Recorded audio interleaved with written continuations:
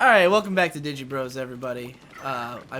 We put our heads together, and I remembered. Put our heads together. I didn't contribute shit. I wanted the mental image of us literally putting our heads together. Someone draw that. Okay. I see seeing Conrad fan art. Where's all my fan art, man? It's true. This guy drew you as a squid. You didn't draw me as a squid, man. I want to be a squid.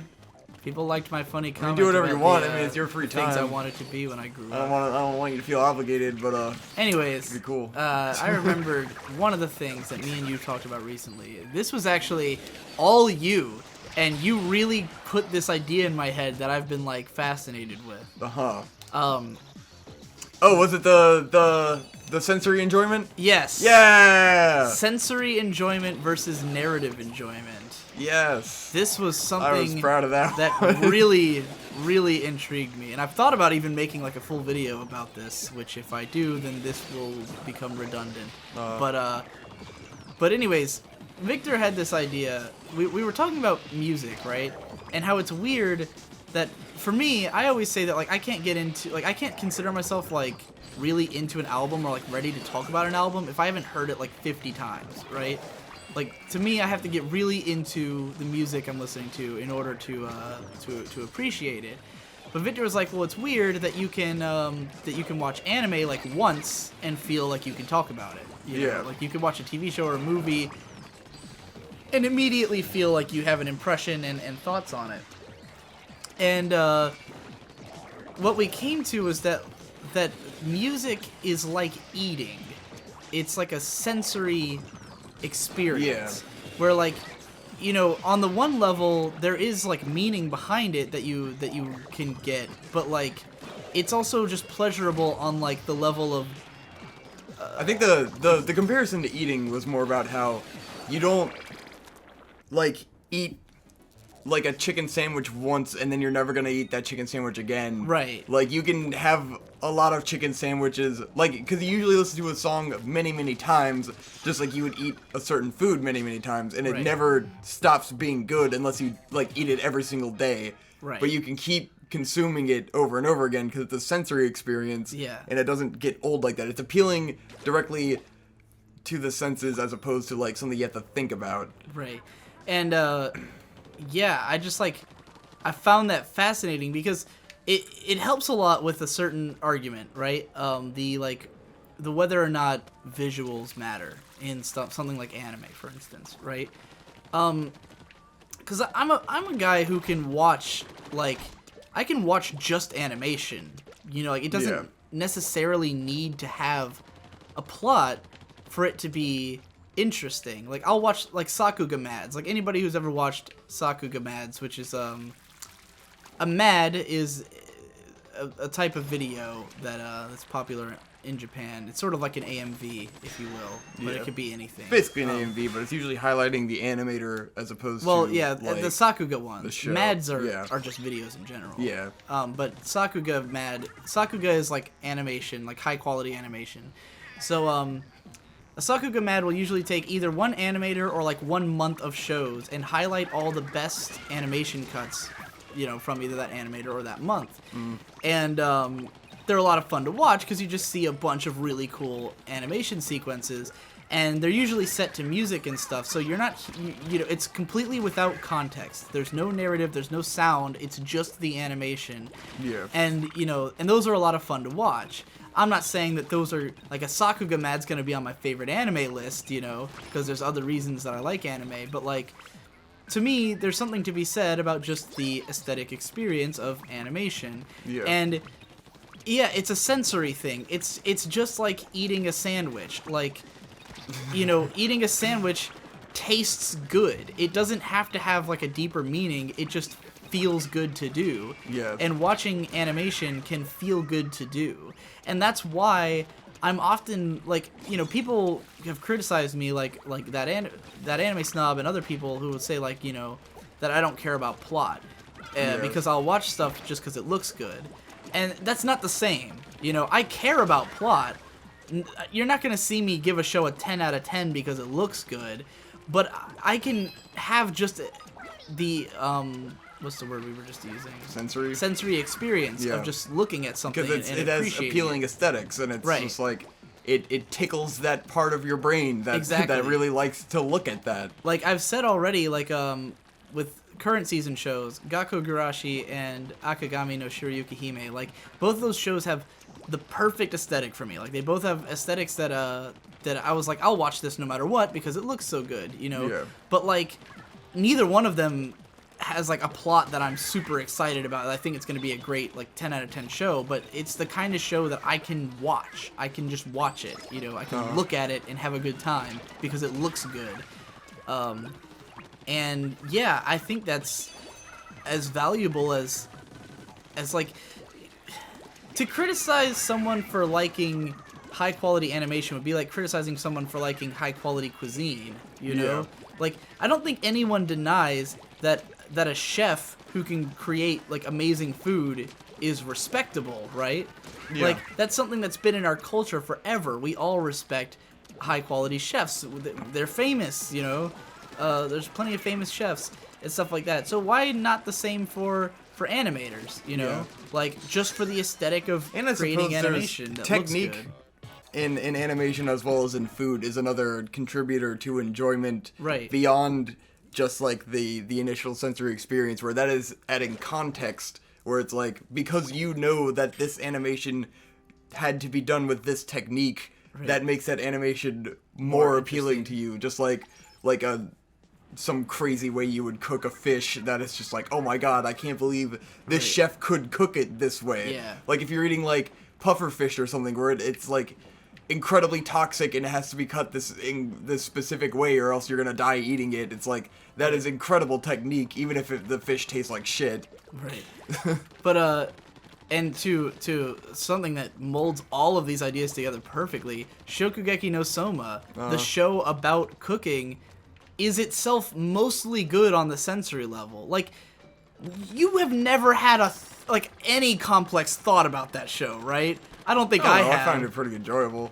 What complex thought have you had about Shokugeki no Soma? Yeah, I guess I haven't had complex thought. What it doesn't add anything to a conversation that I have not already had. It's a show that's enjoyable to watch because the music is powerful and the imagery is powerful. Yeah. You know, like it's a show where the main character saying a word can be an interesting moment because of the way he said it and the music that was playing and the visuals that were on screen. You know, there's not really any thematic anything to that show. It really has no like depth at all, even compared to like other shonen anime. You know, like what is it about? Pretty standard shonen shit. It's about cooking. He's about going to school. Well, I mean, he's also it's about trying to be the best. He's finding out that he isn't the best and that he needs to like continue his education and go beyond what he already knew, because he went into it thinking like, you know, I'm the shit. I don't need to go to this school. Like this is bullshit. That's a character arc, but I wouldn't consider that a theme. I don't know. I mean, the theme of all shonen shit is always just like self-improvement. No, that's not always true. Motivating. The theme of like One Piece is like friendship and working together and and stuff some like was that, also about friendship. I don't know if it's about friendship. It just happens to have friendship in it. Yeah. You know, I just don't think the show has any like ideas that would make you stop for a second and think about it. It's all sensory, and that's what makes it fun to watch. Like it looks fun, it sounds good, and like it's one of the most rewatchable shows for that reason. And that's the next interesting factor is rewatching, right? Because I've never really been able to put my finger on like how it is that there's a show I could give a 10 out of 10 and yet think that I don't really want to rewatch it that badly. Yeah. And there's other shows that like Shokugeki no Soma is probably like, I don't know, strong 7, light 8. Yeah, we'll give it an 8. But I could watch that over and over again. Like if someone else is watching it and I'm in the room, I could watch Rick it and again. Morty. Like I could watch Rick and Morty a billion times. Right. I think that's why comedy is so rewatchable, because comedy has more of that like direct, like makes you laugh every time. Yeah, exactly. Kind of It makes you feel something, you know, like immediate, not necessarily that you have to think about it, but that every time you feel it, it feels good, you know. And I just like the phrasing. None of this is like new ideas, but the idea of it being sensory and comparing it to food is what really got my attention about it. Just because it has been really difficult for me to explain, like, why I have such a hard time talking about music. Yeah. You know, where like. It's like you can't explain why you enjoy music. You just do. It just sounds good. Right. It sounds good to me. And I can't explain why, like, because almost all the music I listen to is similar in that it's all very dense. Yeah. And it's all got, like, certain sounds that I like and certain sounds I don't like. But it is mostly, like, I heard it, I thought it sounded good, I kept listening to it. You know, it's, like, enjoyable on, like, a raw level. The same way me eating macaroni and cheese is, you know, like I listen to my favorite album like I eat macaroni and cheese, which is every day. But I don't do that with anime because it's not just sensory. It's more about the thoughts I'm having, the like ideas it's conveying, the things I'm thinking about while I'm watching it. I don't rewatch a lot of anime. You know? I don't like I rewatch most of my favorites, but it's like at most once a year. I never rewatch the same show like immediately. You know, very occasionally I'll rewatch an episode of something that's airing because I'm waiting for the next episode and I want to see it again. You know, or like I think this might explain why like the movie Confessions is like one of my favorite movies, even though it's just like. Not like it's mostly just on like the base, like the aesthetics and the music of it that makes it so rewatchable to me. And I've seen it like 4 or 5 times, which is a lot more than I've seen like any of my other favorite movies. Yeah, because it's just like it's love really to not watch a it. It's really not a thinking movie. Yeah, like it doesn't really it's have more any of themes. An emotional feeling movie. Yeah. And you love just that scene where it's playing the Boris song. Exactly. And, just like, what's happening visually is amazing to me. I think that's a pretty cool thought, and you know, I think people perhaps pretentiously, or at least people are elitist about narrative. I think people put more value on narrative than it necessarily deserves. But I get why, because narrative can teach you things, right? It can teach you about yourself. It can teach you about the world. Narrative is it's easy to explain what's special about narrative or what's special about like good writing and stuff like that. It's easier to appreciate, whereas it's hard to explain what's good about animation because unless you are a craftsman of animation, you probably don't know how to, how to make it interesting. But like. I think like, because you know when it's good, but you don't know why it's good when it's right. good, or what that means. I think people underappreciate like elements like just animation itself because it's kind of like when I was talking about know? Birdman, where I was like, Birdman is a fucking visual achievement, right? But it's like if you don't know why it really is that way, or like how what that's they had hard, to do what they had to do that, then you don't appreciate that aspect of it. And you might not be judging it, based on that. But I'm sure there's people who base, their enjoyment just on the production alone. Right.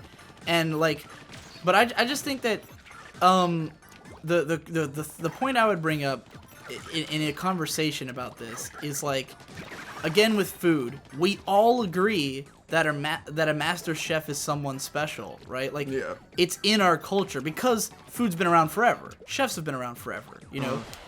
The idea of a masterful chef has existed for probably thousands of years.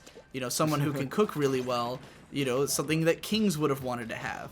A king wouldn't have had an animator in their employ. That was not a thing that existed in the past, But I think that it's a similar profession where it's someone who's creating an aesthetic experience, on a professional level and creating something that can be enjoyed in the same way that food can be enjoyed, I mean, food obviously is sustenance, so we value it even more strongly, but like, if you're passionate about animation, then it's no different from being passionate about good food or passionate about good music,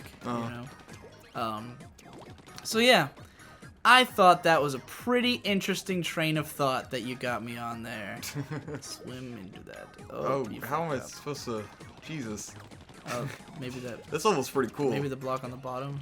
This is definitely, this game's getting pretty strong towards the end here. Well, I kind of want to wait for you to finish the level before I start the next episode. Do you have any other points to make about that whole conversation? Fuck! Oh, I was on the wall. Try shooting the bottom and see if it flips up. No, I did that. Wait, do you have any further comments on that discussion? Oh, that's right there. The Okay. other side.